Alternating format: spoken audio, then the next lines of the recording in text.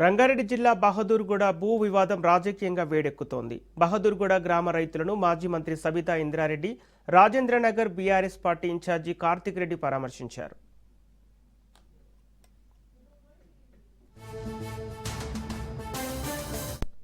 రైతుల భూములు లాక్కోవటం అన్యాయమన్నారు మాజీ మంత్రి సబితా ఇంద్రారెడ్డి. రైతుల పక్షాన బీఆర్ఎస్ పార్టీ పోరాడుతుందని అన్నారు. అవసరమైతే కోర్టును ఆశ్రయించి న్యాయ పోరాటం చేస్తామని తెలిపారు సబితా.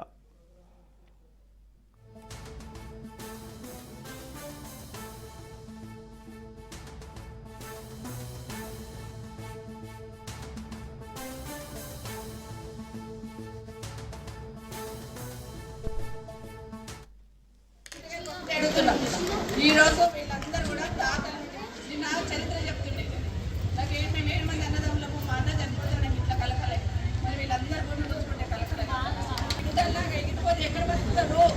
ఇప్పటికే ఇంటర్నేషనల్ ఎయిర్పోర్ట్ 9,500 ఎకరాలు ఇచ్చిన భూమి ఇచ్చిన దయ వాళ్ళందరూ ఎక్కడ బతుకుతున్నారో కూడా తెలియని పరిస్థితుల్లో ఉన్నాము.